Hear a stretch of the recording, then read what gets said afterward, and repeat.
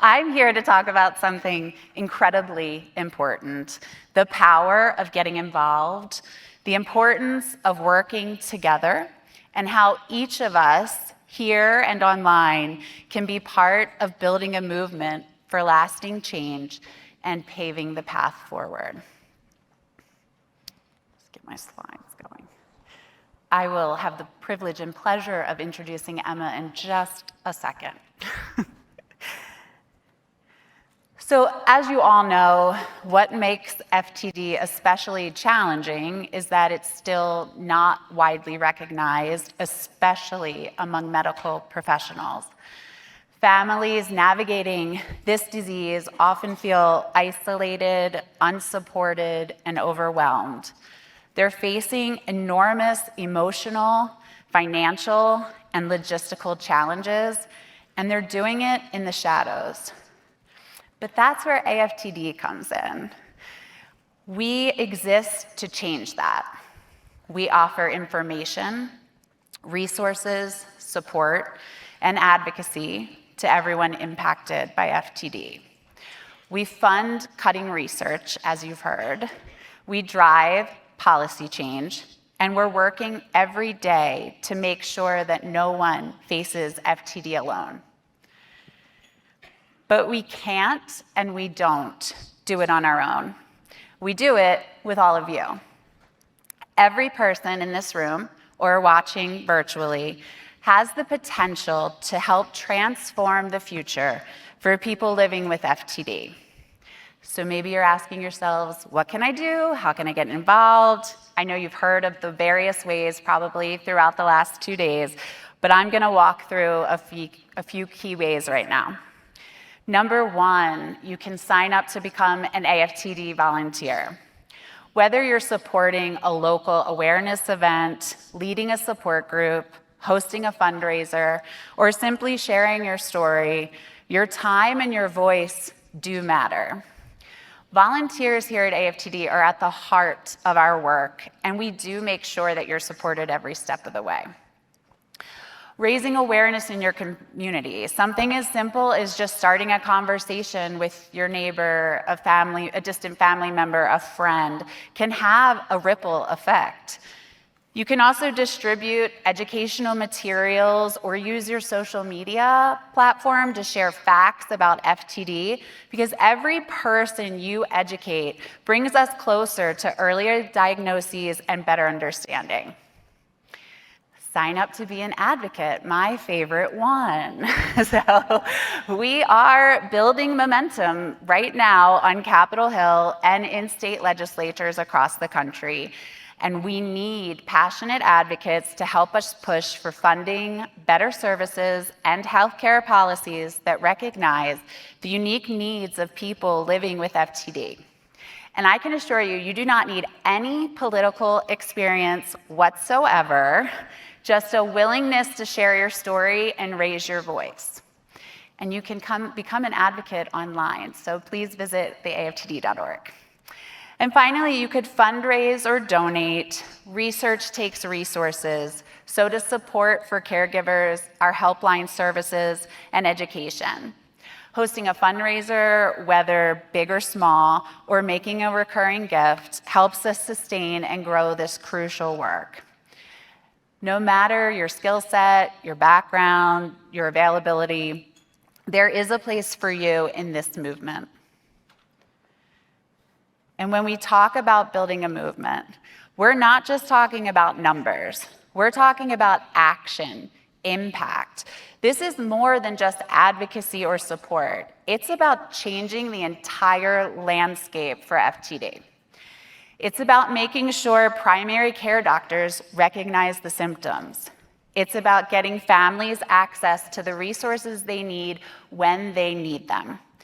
It's about ensuring policymakers understand that dementia isn't just an older person's disease. And it's about funding the research that will one day lead us to a cure. We are already making, next slide, we're already making incredible progress thanks to everyone like you. In recent years, we've seen increased federal recognition of FTD. We've expanded our support networks, trained many new volunteers, partnered with researchers to build progress, and helped more families than ever before. But we are not done. In fact, we're just getting started. Because every time one more person steps up to get involved, this movement gets bigger and stronger. Every voice raised adds to the chorus demanding better care, more funding, and real change.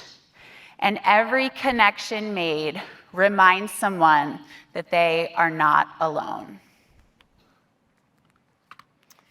At this time, it is my pleasure and absolute honor to introduce our next special guest. I would love to invite Emma Heming Willis to the stage. Since her husband Bruce was diagnosed a few years ago, Mrs. Willis has become a tireless advocate, raising awareness and pushing policymakers to formally recognize this disease's unique impact on families, persons diagnosed, and healthcare systems. She is also co-founder of and chief impact officer of Make Time Wellness, and later this year will publish her first book, which she has dedicated to caregivers. Emma, welcome.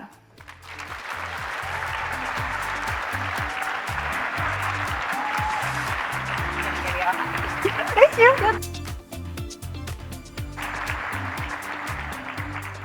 Hi, everyone.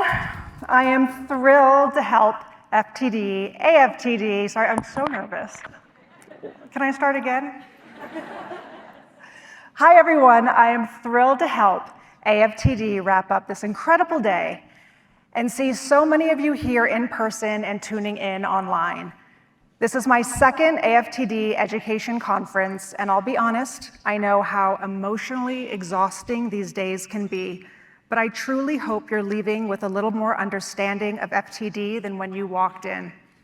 Because when it comes to this journey we're on, one of the few things we can do is educate ourselves, and that knowledge helps lighten the load even just a little bit. So I want to take a moment to say I see you, and I'm proud of you for showing up for your person and for yourself. 2 years ago, I was in a very different place when I came to this conference. I felt unsure about my role in the FTD community and hesitant even being here. There's a line in a song from Frozen 2, one that I've heard more times than I can count, thanks to my daughters, that says, "You are lost, hope is gone, but you must go on and do the next right thing." Back then, I didn't know what my next right thing was. But then I met all of you. You welcomed me with such kindness, you made me feel seen, and you gave me courage to come back this year and speak, and the strength to step into advocacy. And that's when I realized advocacy was my next right thing. And why do I advocate? Because I want to live in a world where one day there will be a treatment and a cure. Now, I want to talk you through a few ways that advocacy can look, because no matter where you are in your journey, there's a place for you as an advocate if and when you're ready. At the most basic level, advocacy for me started educating my family and friends about Bruce's illness. Once we had his diagnosis, I chose to live in a place of radical honesty. Of course, deciding whether or not to share your person's diagnosis is deeply personal, but for me, speaking the truth allowed us to get the help we desperately needed. Then came grassroots advocacy. I loved getting involved in AFTD's Food for Thought campaign in 2023 because honestly, who doesn't love some good food and friends? And for the more athletic types, there's a foot and bike races that AFTD teams join across the country, but I'll be honest, sports aren't really my thing. I nearly wiped out on my stationary bike last year, riding to support Spencer Klein.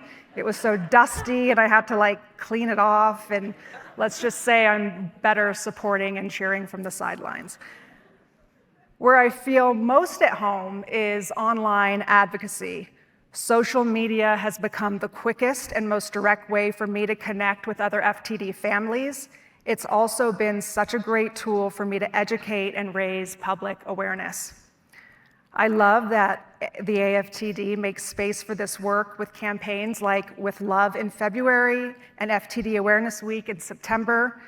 Whether you're donating or sharing content, it's a great way to get involved, and it really makes such a difference. And let me be clear, there's no right way to do this. I run my own Instagram account. There's no glam squad. I've posted in my PJs, I've posted crying, I've posted when I've been angry. There's no perfect here, it's just real life. So the most rewarding advocacy I've been a part of has involved policy and legislation. It might sound intimidating, but at its core, it really is just about showing up, staying curious, and using your voice. I didn't know anything about this kind of work when I started, and I'm still learning as I go, but I know how important it is. I've been proud to support AFTD's efforts in New York, helping elevate Senator Michelle Hinchy's bill to create an FTD registry, and in California, where we encouraged Governor Newsom to appoint an FTD specialist to the state's advisory committee. We're still waiting and to see that he's made the right choice, so fingers crossed on that one. I've also joined many of you in securing resolutions and proclamations for FTD Awareness Week. This is one of the most effective ways to get FTD in front of lawmakers, and what we've done together is absolutely incredible. So right now we have 20 resolutions are already in progress this year. We have 4 completed in Virginia, Tennessee, Montana, and Oklahoma, proclamations in New Hampshire, Idaho, as well as the cities of Reno, Austin, and St. Louis County, and 18 more in motion around the country. That's pretty remarkable. We're building momentum, and none of this happens without people like you. So let me say this, you can be an advocate too. Yes, you. Whether you have 5 minutes, 5 hours, 5 years, there's something you can do. You can write a letter, you can make a call, you can share your story, you can sit across from a lawmaker and say that this matters. Or if you're just too overwhelmed right now, that's okay too. Ask someone you trust to advocate on your behalf. That's a part of this work too. Learning how to lean on the people around us and ask for help. Oh, I hate this part. I often think back to the day we got Bruce's diagnosis. I walked out of that office with nothing and no clue what to do next. What I needed was the next right thing, and for me, that turned out to be advocacy. You don't need to be an expert. You obviously don't need to have it all together. You just need to be able to care and be able to care out loud. And when we do that together, that's how change happens. That's how awareness spreads. That's how we get supported. And that's how treatments get developed. And that's how we will, one day, find a cure. So now please join me in welcoming Meghan Buzby back to the stage to recognize the most incredible advocates in the room today.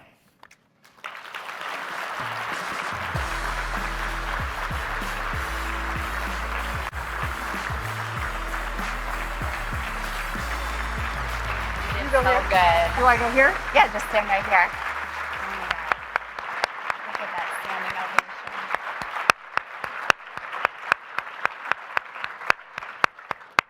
That was amazing, Emma. Thank you.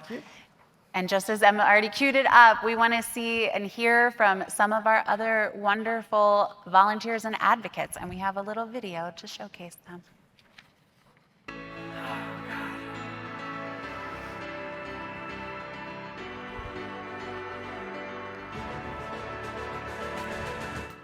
I became a volunteer for the AFTD because I wanted to join the effort and raise awareness of frontotemporal degeneration.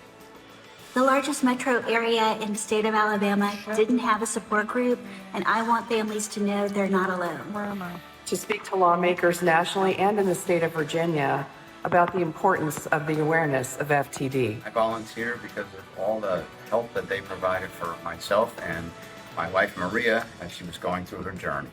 My father had FTD, and I've been leading support groups for the last 20 years trying to help others. I volunteer for AFTD because they give me the opportunity to fulfill my passion to help others and participate in their mission to eventually find a cure for this devastating disease.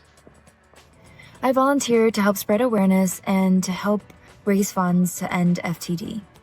Do something positive to honor my husband and help other families on this journey. Because I have FTD and I want as many healthcare professionals as possible to learn about it. I volunteer and advocate because I don't want others to feel so alone, and I want to turn this horrible negative into a positive. To turn tragedy into hope. I believe in the power of service and that each of us has the ability to make a meaningful difference in the lives of others. I volunteer because I want people to know what PPA is, and so I can help people like my husband. I volunteer with AFTD because I am the face of dementia. I advocate to ensure that healthcare providers, first responders, legislators recognize FTD to prevent misdiagnosis. I have FTD. I want to make it easier for those of you starting on your own journey. Thank you for raising awareness, offering support, and advancing AFTD's mission. Each of you plays a vital role in our growing movement. Together, we can pave the path forward to a better world.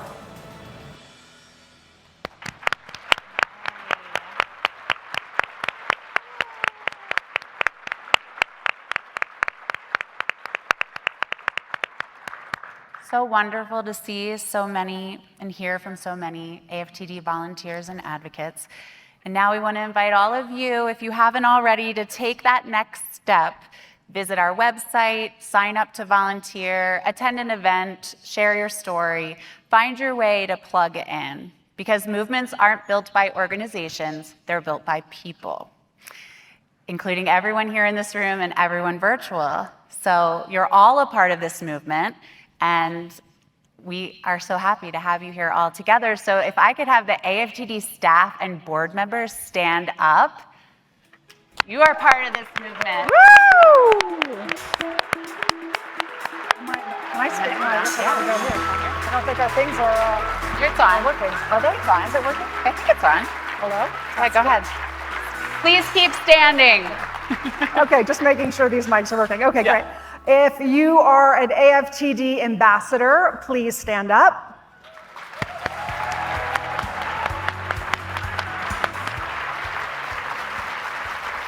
All of our support group volunteers, please join us.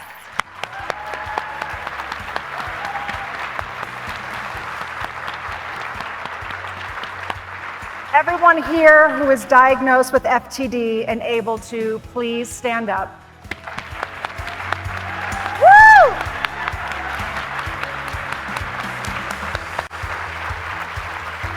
Where are our fundraisers and awareness volunteers? Stand up.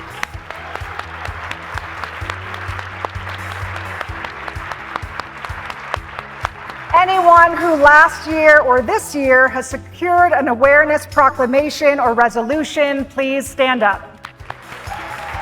Woo! Yes. Every healthcare provider or researcher, stand up and join us as well, or biopharma.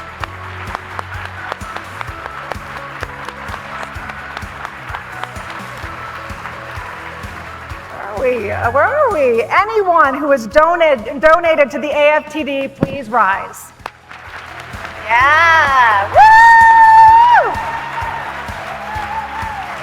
If you're currently caring for someone or have previously cared for someone with FTD, please stand up.